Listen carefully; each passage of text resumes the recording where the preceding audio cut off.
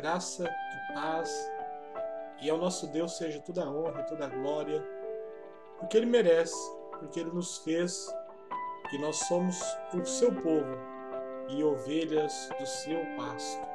Muito obrigado por estar comigo, sendo parte dessa série de estudo Palavras da Fé.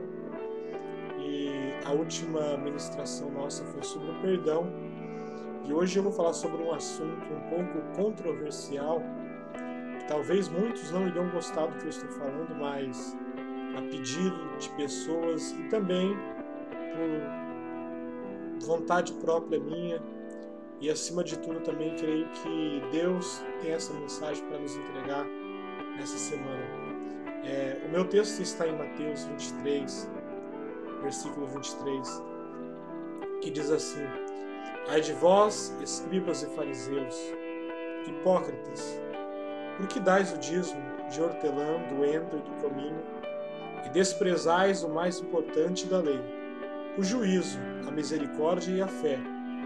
Deveis, pois, porém, fazer essas coisas, mas sem omitir aquelas. Interessante nesse texto de Mateus 3, versículo 23, uma das passagens que Jesus ele fala um pouco sobre o nosso tema controversial essa semana, que é sobre o dízimo.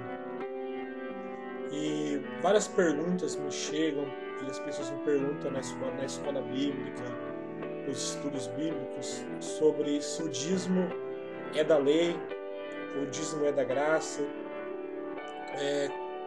Há igrejas que pregam que nós devemos dar pelo menos 20%, porque a Bíblia fala em Malaquias 3,10 que nós roubamos a Deus nos dízimos e nas ofertas alçadas. Sendo assim, a oferta alçada é 10%, ou seja, ela é do mesmo tanto do dízimo, ou seja, você tem que dar 20%.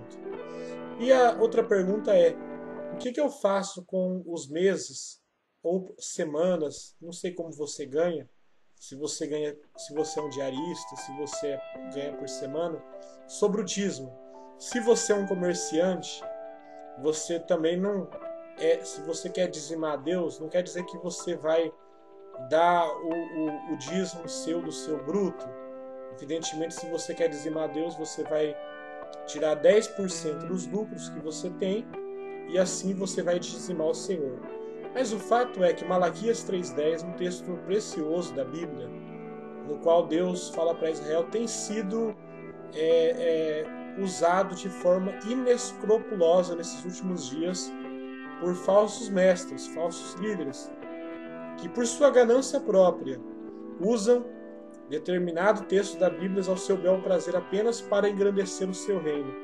E Malaquias 3,10 é um clássico da literatura e do culto evangélico, porque em igrejas de toda parte do mundo evangélicas se lê sobre isso, se lê sobre o dízimo. Mas eu vou além disso, meu querido. A Bíblia fala assim que na igreja primitiva as pessoas davam tudo que tem. E eu não estou dizendo, eu vou dizer uma coisa para você: você não é obrigado a dar o dízimo, mas você tem que se entregar tudo que tem, tudo que você tem para Deus. Pode ser 5, pode ser 10, pode ser 20, pode ser 40, pode ser 50, pode ser 100. O texto de Paulo, em 2 Coríntios capítulo 9, fala assim que nós devemos dar aquilo que nós propomos no nosso coração. Não é por força, mas porque alguém está nos forçando, mas a gente tem que dar com liberalidade. Por quê? Porque a gente tem que dar com vontade, com alegria. Porque a oferta que Deus recebe é a oferta que Deus está com alegria. Mateus versículo 23, Jesus fala um pouco sobre o dízimo e sobre as ofertas. E ele condenou os fariseus, que os fariseus eram orgulhosos do fato de serem dizimistas. Como pessoas também, por exemplo, eu conheço uma igreja evangélica que todos os cultos eles leem a lista dos que deram o dízimo naquele culto. Eles são orgulhosos de estar dizimando a Deus. Não sei porquê, se talvez alguém está roubando ou não, mas o fato é o seguinte: é uma grande hipocrisia, porque na verdade todo mundo sabe quem é e quem não é. E você pode mentir no seu envelope, você pode... se bem que eu sou um pouco contra essa coisa de envelope, porque dessa forma os líderes sabem quanto cada pessoa ganha.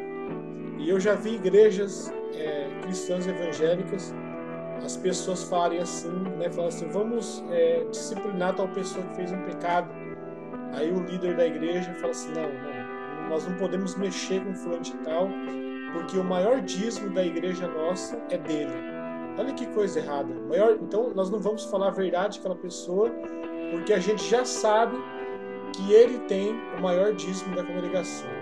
Meu querido, se o seu dízimo é R$5, $5, 20, 30, 100, não importa, 1.000, 10.000, você não está numa melhor condição do que aquela pessoa que ganha um salário mínimo ou que ganha pouco, porque aquela pessoa está dando a Deus, como no caso da oferta da viúva pobre, que na verdade era tudo que ela tinha. Então não importa o que você está dando para Deus. Quanto aos atrasados, meu querido, tem gente pregando por a igreja, pregando que a gente tem que dar 20% de juro. Usa aquele texto de Levítico 27, se não me engano, sobre nós pagarmos o dízimo com 20% de juros. Isso é coisa da lei, isso é coisa do passado. O que ficou para trás, ficou para trás. Nós temos que fazer o apóstolo Paulo fala, uma coisa faço, esquecendo das coisas que para trás ficam, prossigo para o alvo, a soberana vocação de Jesus Cristo. Então, meu querido, fica tranquilo quanto ao seu dízimo, quanto à sua oferta. Você não é obrigado a fazer nada. A Bíblia fala que um homem chamado Abraão, antes da lei, eu não sou obrigado a dar meu dízimo, eu não dou meu dízimo por lei. Eu dou meu dízimo porque eu vivo na aliança da graça e eu quero agradar o meu Deus, como fez Abraão. A Bíblia fala assim que Abraão, ele saiu da guerra e ele pegou os despojos. E ele deu para Melquisedeque 10% de tudo que ele conquistou. E a Bíblia fala assim que a partir daquele momento, foi um momento crucial na vida de Abraão, que Abraão recebeu a bênção de Deus quando ele fez o pacto com Deus. Então, nós devemos ser dizimistas, nós devemos ser ofertantes diante de Deus, mas isso não quer mudar nada. Isso não quer dizer que nós estamos numa melhores condições, como aquela parábola de Jesus, que o fariseu falava assim, eu dou meu dízimo, eu jejuo 2 vezes por semana. Não precisa fazer isso, meu querido. Não precisa... eu dou dízimo até do centavo, assim, eu dou dízimo até da erva diante do nosso Deus. Mas nós temos... muitas pessoas podem até pensar que eu estou usando essa meditação para fazer uma apologia contra o dízimo. Eu falei assim, pelo contrário, a minha apologia é adorar a Deus com tudo que você tem, com o seu louvor, com a sua oferta, com a sua vida, com o seu dinheiro. E isso está ilimitado, isso pode ser mais que 10 ou menos que 10, pode ser 20, pode ser 50, tem que ser aquilo que Deus colocou no teu coração. E existem igrejas que sobrevivem dessa forma. Um grande exemplo disso é, se você está me ouvindo do Brasil, existe uma igreja chamada Congregação Cristã no Brasil que não tem o dízimo. E eles constroem igreja em toda parte do Brasil, tem crescido muito essa denominação. E como que eles fazem isso, se lá ninguém é obrigado a dar o dízimo? Porque as pessoas dão com vontade. E a obra de Deus vai prosperar quando tiver gente assim, que dá a Deus com vontade, com alegria. Você não está sendo obrigado a dar 10%. E você não tem que apresentar a cópia do seu pagamento, o bolerite do seu pagamento para o seu pastor, para ver se você está dando dízimo verdadeiro ou não. A verdade, meu querido, é que eu não devo nada para ninguém. Se meu pastor é uma pessoa que eu confio muito, eu sei que ele não rouba o meu dinheiro. E se ele pedisse, eu daria, porque eu não teria problema. Mas ele nunca me pediu isso. Na verdade, é um mito ainda mas acontece em algumas igrejas ainda que o pastor exige cópia para ver se a pessoa está dando dízimo certo. Meu querido, seja liberto nessa palavra, falando sobre graça, seja liberto desse espírito de lei, porque Deus nos chamou para a aliança da graça, para o reino do Filho do seu amor. E adorar a Deus vai muito além disso, porque Jesus falou assim, deveis fazer essas coisas sem omitir aquelas. Ou seja, o dízimo era algo do templo, era algo importante, era algo que Moisés, como fiel e construtor da casa de Deus, fez e teve esse projeto. E esse projeto foi um projeto abençoado. Mas a Bíblia fala assim que daquele dízimo do Antigo Testamento, 1/3 era usado para o sustento do sacerdote, 1/3 para o sustento do templo e 1/3 para os órfãos, as viúvas e os pobres. A verdade é o seguinte: quantos por cento das nossas igrejas que apresentam relatório de quanto estão gastando? Existem igrejas que nem mesmo o conselho da igreja sabe o quanto entrou, o quanto saiu, e o líder da igreja, usando essa manipulação de Malaquias 3:10, que ele é ungido de Deus, ele acha que não precisa dar conta. E os líderes também têm que prestar conta do seu trabalho, para o superintendente, para o conselho, para a congregação, qualquer irmão que é dizimista, que contribui na obra de Deus e quer saber quanto está entrando na igreja, a igreja tem a obrigação e tem que ser clara em apresentar para aquelas pessoas aonde o dinheiro da obra de Deus está sendo empregado. Porque se nós estamos pedindo dinheiro para Jesus, nós estamos oprimindo a pessoa, nós temos que explicar para onde vai ser esse investimento. Então, essa palavra também é um alerta também aos pastores que acham que está acima do bem e do mal, que não precisa apresentar para o seu conselho, não precisa apresentar para o seu pastor presidente, para o secretário de denominação. São tudo coisa boa, porque se a gente tem que prestar conta, meu querido, é uma coisa boa, porque quando nós prestamos conta, nós não estamos andando nosso bel prazer. E na denominação que eu faço parte, que eu não vou falar, não faz caso, o importante é Jesus.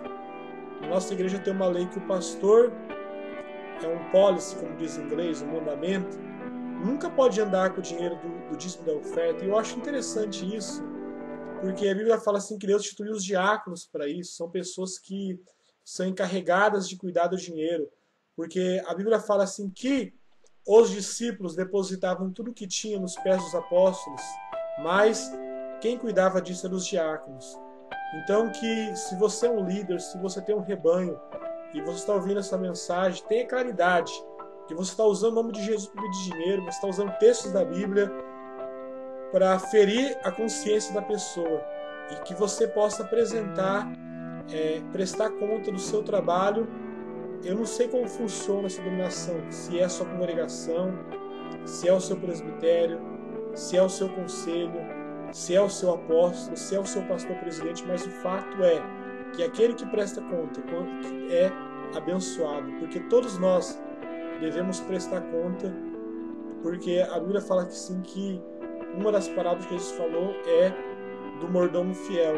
Um dia o nosso Senhor vai nos apresentar e Ele vai querer saber o que a gente fez com os talentos. Se você pede dízimo, pede oferta, que seja usado para a obra de Deus, não apenas para sustentar um padrão de vida alto, no qual você vive muito acima da sua congregação. Pastores que lideram igrejas que têm um carro muito fancy, um carro muito moderno, muito chique, até líderes que têm carros importados, tudo às custas disso. Essa não é a vontade de Deus. Se o líder tem 20 carros, dá um carro para cada um pastor para poder fazer a obra, porque os bens são apenas para servir a Deus. Nós precisamos se libertar desse espírito de avareza de todas as maneiras possíveis. Então nós não devemos querer oprimir as pessoas com esse texto da Bíblia. Seja liberal em dar. E da mesma forma também as igrejas que arrecadam, dê 10% ao seu líder, ao seu pastor presidente, abençoa ele em um tempo de crise. Porque assim, você fazendo isso, você vai ser abençoado, porque Jesus falou assim que mais bem-aventurada a coisa é dar do que receber. Um grande abraço, um beijo no seu coração, e fique com essa reflexão sobre o dízimo. E eu não quero que você fique ofendido com isso, mas que você possa ouvir essas palavras para você crescer na graça e no conhecimento de Jesus Cristo. Eu não estou pregando, eu disse, contra ser dizimista, porque no meu conceito, nós devemos adorar a Deus com tudo que nós temos, com toda a nossa alma, com todo o nosso ser, com o nosso entendimento. Mas tudo que você fazer a Deus, não faça porque você é obrigado, faz de coração, faz porque você ama e tem vontade de agradar a seu Deus. Deus te abençoe grandemente e você possa ficar com uma semana abençoada. Um grande abraço e preste atenção em cada palavra que eu disse sobre o dízimo. Deus te abençoe grandemente. Um beijo no seu coração.